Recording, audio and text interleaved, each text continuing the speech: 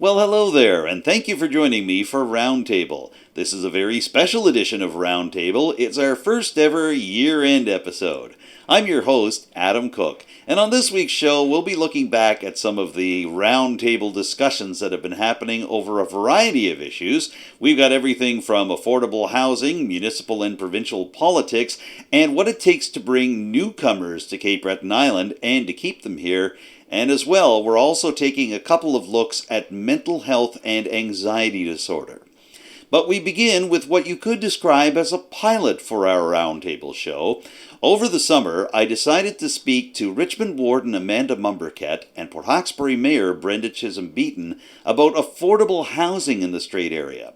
They've both been working hard on this file with their respective councils over the past couple of years, so I thought it would be a good idea to bring Mayor Chisholm-Beaton and Warden Mumberket together to talk about what they've been able to do from an individual and collaborative perspective on the issue. Let's start things off with Warden Amanda Mumberket talking about some of the issues that are often unseen in terms of affordable housing here in Richmond County. A big part of our role is on making sure that the decision makers and the policy makers they know what precarious housing looks like in a rural setting as opposed to an urban setting, because it is a little different.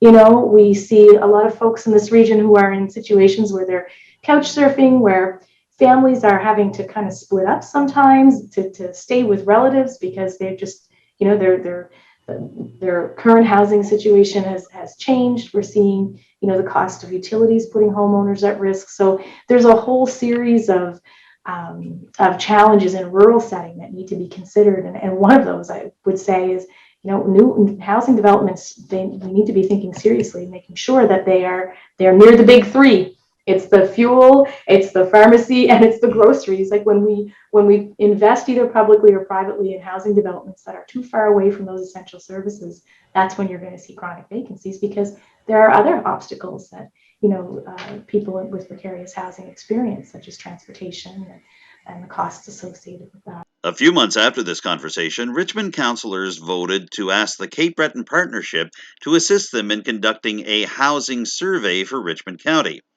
Now, Port Hawkesbury had joined forces with the partnership this past spring to carry out a similar survey, garnering 650 responses. During our panel discussion that took place as part of Telile 24/7 on July 27th, 2021, Mayor Brenda Chisholm-Beaton explained how that survey could help Port Hawkesbury in terms of establishing the town's affordable housing priorities and talking to potential developers. I guess we weren't only targeting people who live in the town, we were targeting people who also live in the region and maybe beyond, and inviting people who are actively looking for a place to live in the town of Port Hawkesbury to fill out the survey, to let us know, what are your needs, what kind of housing is it that you would prefer, stuff like, do folks want pet-friendly options, or, is there any need around accessibility, and we looked at as well, who are the people, like Amanda mentioned, like these are real people who are facing housing challenges, and a lot of people are either precariously housed, some are homeless, and some are probably living outside their means in terms of affordability. So being able to kind of capture that kind of a blueprint in time of exactly what that housing need looks like. Again, to push it beyond the anecdotal and to have that data that we can understand as a town and as a council, but also that we can present to developers to say, here is some demonstrated need. And what was really cool about the survey that we hosted in partnership with the Cape Breton Partnership was that we added an element to the survey that allowed for the survey respondents to volunteer their contact information to give permission that if a new housing development were to be made available, that they would give permission to have their contact information shared with potential developers. So at the end of the day, it's about creating that enabling environment so that we can, work with or do our best to maybe minimize some risk to developers who may be interested in new housing projects in the town, and maybe provide them with an opportunity to have some kind of set occupancy before they launch any kind of particular housing projects, or even understand what their target could be in terms of housing projects. So, how many seniors of the 650 survey respondents that we had are looking for housing, what kind of housing, what's their price points. So these are kind of some of the data that we were able to gather in the survey. Since having two municipal leaders from different areas worked so well, we decided to officially launch Roundtable near the end of October by asking 3 first-term municipal councillors from different areas to look back on their first 12 months in office. They included Port Hawkesbury's Deputy Mayor Jason O'Coin, Krista Luddington, a Dundee native who now serves on Mulgrave Town Council, and Melanie Sampson, who is now the Deputy Warden for Richmond County. One of the big things that surprised me that I think most people wouldn't know is that, a municipal council never meets without it being public, right? So I think that was the thing that surprised me the most. I see Jason shaking his head as yes as well. And I think I was just surprised, like we would never be able to have a private conversation about an issue and understand the need for transparency for sure. But that did catch me off guard, because I know certainly in other levels of politics that happens all the time, those conversations as groups to kind of not necessarily make a decision, but sort of hash out some of the pieces. So that did surprise me. I'm learning to really appreciate that, to be truthful. So it surprised me in the beginning, but I'm starting to understand better what that's about and why that is. You're coming into something that has been developing for years and years and years, and decisions have been made long before I existed, let alone existed on council. And so quite often I'll find myself in a situation where I'm like, hang on now, like, let's slow down for a second. What is that about? And they've never, ever refused to or kicked up a stink to fill me in. They've really guided me along, myself. And I don't want to speak for Crystal, but I've seen it with her as well. We have an incredibly supportive council and incredibly supportive residents. There's been a number of times over the last year where I've run into folks who have been on council, or their husband or wives have been on council in the past, and they're very open and quick to offer up advice, or they'll say, oh yeah, I remember when that bylaw was instituted, and they'll share. So that's been really, really lovely. It's a great learning tool. Jason O'Coin, what do you wish you'd known before you ran for council? I guess it would be the time commitment. And not necessarily right now. It was the time commitment in the campaign. You drive through Port Hawkesbury, and you can drive through here in 12 minutes, you can hit almost every street. Well, you try walking and knocking on every door. I put a solid, I'm sure, 8-9 weeks in, trying to hit every door. And of course, it's your first time. So when somebody wants you at the door for 40 minutes, well, you feel that you should stay there for 40 minutes. So yeah, I think that's something I wish I had known. I reached out to some former councillors, and they gave me some advice, and of course I thought I knew better, which I didn't. So next time, if I decide to reoffer and I run again, I will not be spending 40 minutes at most doors. In addition to municipal politicians, we've also had our first ever Roundtable MLA panel. It came not long after NDP leader Gary Burrell announced that he would be stepping down as the leader of the party, even though he might still reoffer in the next provincial election. That gave some time for Kendra Coombs, an NDP MLA from Cape Breton Centre, Whitney Pier, Fred Tilley, a Liberal rookie from Northside Westmount, and Alan McMaster, a veteran Inverness MLA, as well as Deputy Premier and Finance Minister, some time to reflect about Gary Burrell's impact on provincial politics. For Alan McMaster, the story actually got very personal. I remember one day in the legislature, we used to have question period. The House used to sit, it sits at more set hours now, but it used to sit at different times of the day. And oftentimes we would miss lunch, and I can't do that. I get low blood sugar, and I almost can go into start fainting. So I'm in the middle of question period one day, and sure enough, my ability to carry on. And so anyway, Gary, after I had my moment, I just had to bow out for a minute. And who was the first MLA that came to me?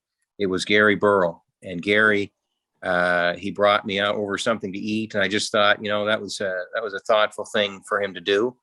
And I thought it really showed to me who he was, that he cared personally to do that. So I always like Gary, and I'm glad he's staying in the house. I mean, we like to have as many PC seats as we can in the house, but if it's not going to be a PC seat, I like having Gary there. Our Telile MLA roundtable also gave Kendra Coombs the chance to reiterate that she wasn't going to run for Gary Burrell's job as leader of the NDP, but she also took some time to explain why she decided not to run. It wasn't a flippant decision.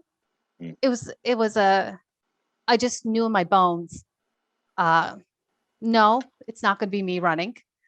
And, a reporter's asking, so let's make it clear. I'm not running. And so that was it. That was basically, it wasn't just a flippant decision of, no, I'm not going to run, I don't want it. It was, I don't want it for myself where I'm at in my life right now. I just want to be the member for Cape Breton Centre Whitney Pier and serve those constituents well. Right on. Us reporters are troublemakers, as you know. One of Gary Burrell's NDP candidates in this past summer's provincial election was Bryson Syllaboy, who carried the party colours in Richmond. Syllaboy is a longtime advocate for the LGBTQI community, as well as a Two-Spirit member of the Mi'kmaq Nation. And earlier this year, he led a campaign to have provincial and federal flags lowered at municipal buildings across the Strait Area and around the province, following the discovery of several hundred remains of young children at residential school sites across Western Canada. With all of these events conspiring to put Bryson Syllaboy in the public eye in 2021, you might be surprised to hear that he struggles with anxiety and tends to shy away from the public. This has been the case for a long time, as we found out when Syllaboy joined me and West Arashat's Alex Forgeron for a November edition of Roundtable that dealt specifically with mental health issues. I was a musician in high school, so, whenever you're about to perform, you get all that anxiety and stuff. So, but for me, that anxiety was tenfold, So I didn't want to be the center of attention type thing. So, I would refuse to take solos and, be that person out in the limelight. So, I never really dealt with my anxiety in that aspect because, I just kind of shied away from everybody. I'm still a shy person. And I just don't like being in the limelight, even though I get thrust into it all the time. Yes. Running for political office and things. Yeah. But that gives me severe anxiety, and I don't like public speaking, don't like, doing anything like that, but I do it because I just get thrown into it. And, when I am in situations like that, I get, a lot of anxiety, sweating, my hands tremble, and I forget things. My mind goes totally blank, and you feel like you're an intelligent person, but in that moment you feel like you're completely lost. You don't know anything. Yeah. And you're lost, and you don't know, and you just stand there looking like you're blank, and that worsens, it compounds it, so that's what I deal with most of my life is, I don't want to be the center of attention. I just want to be in the shadows and do my thing, and that holds you back, in your life, I think, a lot, and I feel like people deal with that more often than they realize. When they say, November is Mental Health Month, again, it should be January to December. Yes. Every day, 24 hours a day. And I'm sure help is available. And the biggest thing for me is for people to know that they're not alone in their situation. you know. Like I do have a couple of friends around home, you know, I told them about it. I had taken one panic attack in particular at, it was 1:39 in the morning. I'll never forget it. It was the last one I had taken, you know, recently. And a friend of mine said, well, gee, why didn't you call me? Well, it was almost 2 in the morning. Well, so what? Call me anyway. Yeah. You know, and I know for me that door definitely always open if somebody's going through a situation, especially of a panic or, you know, anxiety disorder, you know, situation. Absolutely call me. You know, so sometimes a friend is the best therapy you can have. One of our more recent Roundtable episodes focused on efforts to bring and keep newcomers in Cape Breton Island. We spoke to several representatives of the Cape Breton Welcome Network, including 2 that have welcome committees set up in communities like St. Peter's and Port Hawkesbury. And we also got to hear the story of Gurmeet Kaur. She's a career counselor with the Cape Breton YMCA and Nova Scotia Works. Here's her story about how she came to Cape Breton and why she chose to stay. So I came here in 2018 as an international student with Cape Breton University. And then I moved to doing my master's in business administration and community economic development. And then I graduated last year. And unfortunately, I couldn't attend the ceremony because of COVID. And how the Alumni Association made us feel so good. They sent us a pin home. They never let us feel that we were alone at the time. And we had a nice letter sent to by President Ingwell as well, stating that they understand how you're feeling, but we deeply acknowledge the hard work that you have done. So that was really comforting to know. And at the same time, I was working towards applying jobs because that is what you do after graduation. You need to, you go for jobs. And then I was approached by YMCA Nova Scotia Works to work as a career counselor there. And I have 2 careers myself. So this is what I would like to say that will connect dots for what I'm doing. I have been an accountant for 10 years, and then I moved into counseling for the last 8 years.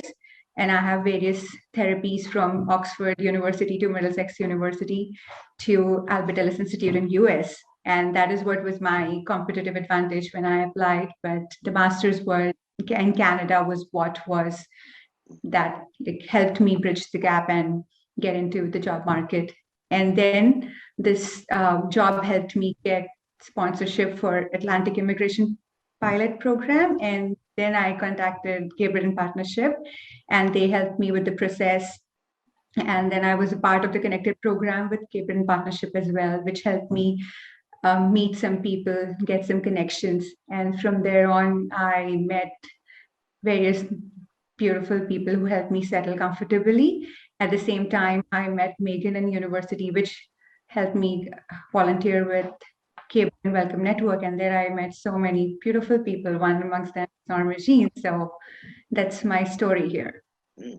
And you were telling me just before we started recording this interview that you come from a large city in India. You're adjusting to a small-sized city, I guess you could say, in terms of Sydney. But you were saying to me that the people really won you over, that you really have felt that warm welcome from CBRM and from the Sydney area of Cape Breton. Is this the sort of thing where you're wanting to pass that on to the people you counsel now to be able to say you can feel that welcome too? Definitely, that is what my intake is, because I come from a very friendly environment back home. So India is a tight-knit community, rich in diversity. So even if I don't know the culture here, I understand diversity from that perspective, that we all are different, but at the same time, we are human and we are one in that nation. And when people come here in my role now, we are seeing people move from Alberta, Vancouver, British Columbia, and because of COVID one, but because of moving back with family, because they can't do back and forth oftentimes. So when they see me, when they ask me, how do you stay here? And I never give them a fake picture. I tell them it was difficult. It was a big adjustment. Coming from a big city, I definitely had my days. I did not get along really well initially. But then when I started getting into the community, knowing people and getting connections, you have to do your work. You have to get out. You have to volunteer. You have to understand where people are coming from.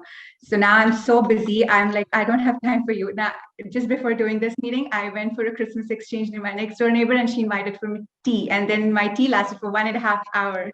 That is love that I get from everyone around here. It's my Christmas other day. My son is spending next door neighbor, and she's sending me cheese balls. So I don't have to buy any sweets and just getting fat eating all the sweets here. Our roundtable discussion on newcomers reminded us that the idea of welcoming somebody should be in place no matter where in the world or even where in Canada they come from. For example, here's the chair of Port Hawkesbury's welcoming committee, Alison Clayton, whose previous experience prior to coming to the town with her family was in major Western Canadian urban centres such as Winnipeg, Edmonton, Regina, and Saskatoon. You're driving down the street and you see a sign that says Kaylee tonight, and you don't even know how to pronounce that word, let alone what it means. Yeah. I'm from Western Canada. I had no idea. And so just things like that there's a huge welcoming community here, like people that are so friendly and helpful. But we need to make connections. We need to meet with people, whether that's in person, whether that's building a texting relationship, so that we can, get those people to become part of this amazing community that we have here. You never know what will happen during a roundtable panel discussion. Sometimes you may even get a little bit of job advice. Our MLA panel took place just before Alan McMaster, who is the Finance Minister and Deputy Premier for Nova Scotia, presented a budget update that forecasted a surplus of $108.2 million for the 2021-22 fiscal year. That's a change of $693.2 million from the deficit presented last March, and it's a $552.8 million change from the September forecast. So, with the possibility of some black ink in this coming budget, the other participants on our Roundtable MLA panel, the Liberals' Fred Tilley and the NDP's Kendra Coombs, had some friendly advice for McMaster on where that money could go. Healthcare has been our focus. It was certainly a focus of the recent election campaign. For me, we'll be putting together a budget that'll be tabled in the spring, and healthcare will be a big part of that. So it's, for me this time around, I'll be looking at the entire budget, every department. But I know, as always, the issues that are key for this area are roads, like we just spoke about. And we did, as soon as we took office, about 3 weeks in, we doubled the rural road maintenance budget because we wanted to make a real meaningful difference in the roads people are driving over in rural areas. And some of the things like Kendra had mentioned before, ditching and those kinds of things. And if roads are, if they're being properly maintained, sometimes they can withstand the storms that we've seen, the recent storm that we've seen. So roads will be key. That'll be one of my goals for the coming year. But more broadly, we'll be looking to table a budget that makes people feel like we're hearing them out there, their concerns, and a budget that will make a difference for people, especially in terms of healthcare. All right, thank you, Alan. Fred Tilley, over to you. Your wishes and hopes and dreams for 2022, both from your perspective and that of the Liberal Party. What are you looking at?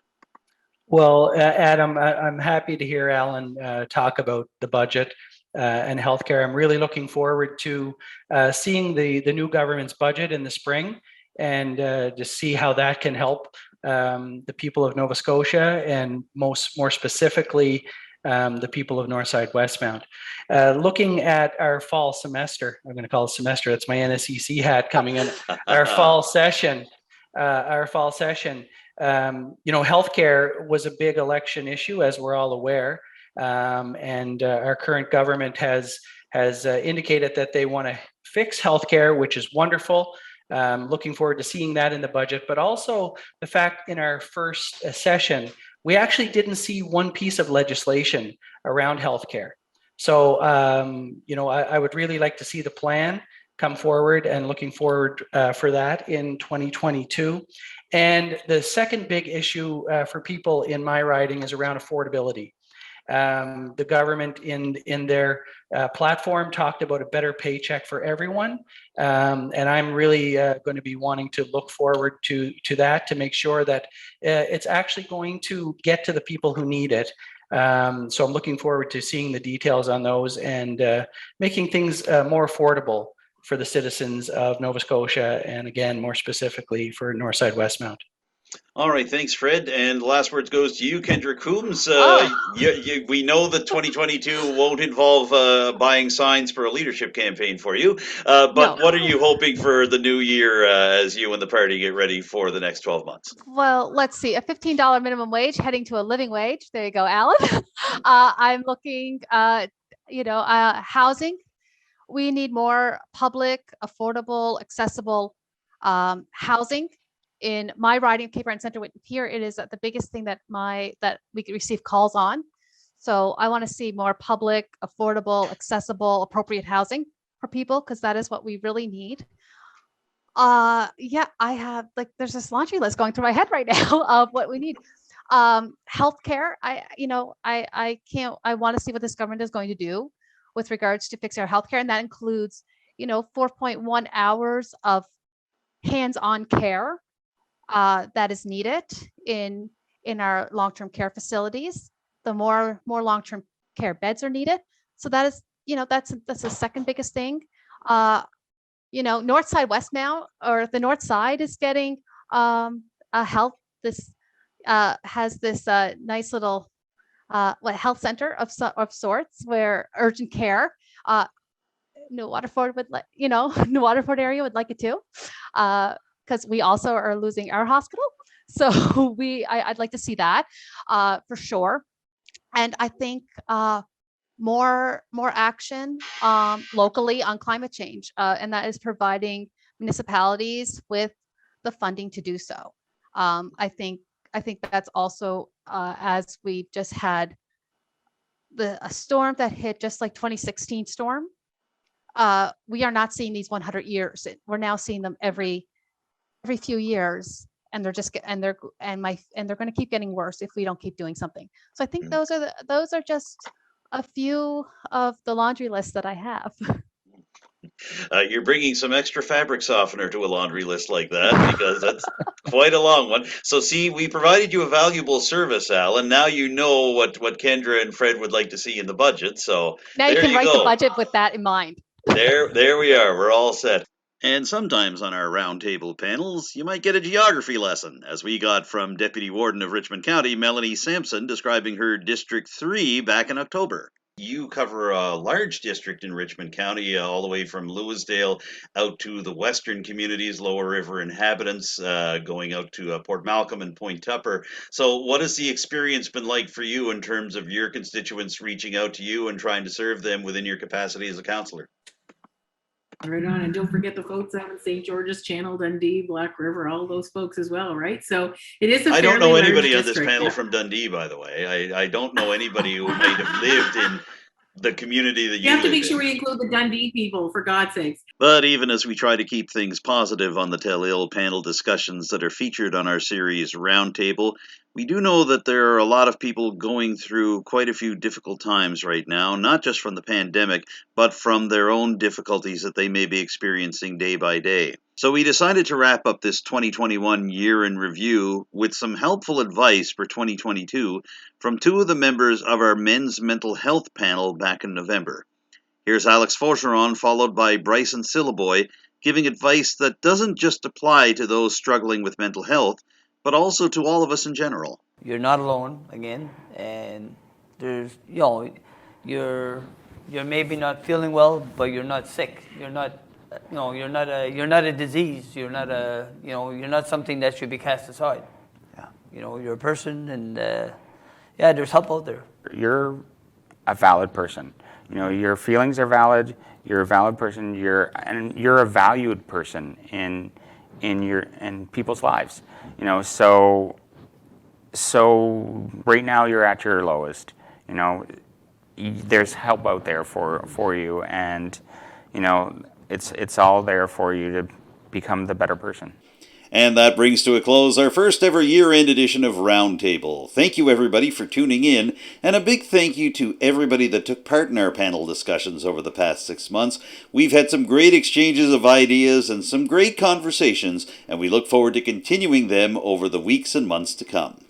If you have any ideas for future topics or guests for Roundtable, or if you'd just like to comment on what you've seen so far, we'd love to hear from you. You can contact me directly. My phone number is 902-625-8863, and you can send me an email using the address adamjrcook, cook with an E, @gmail.com.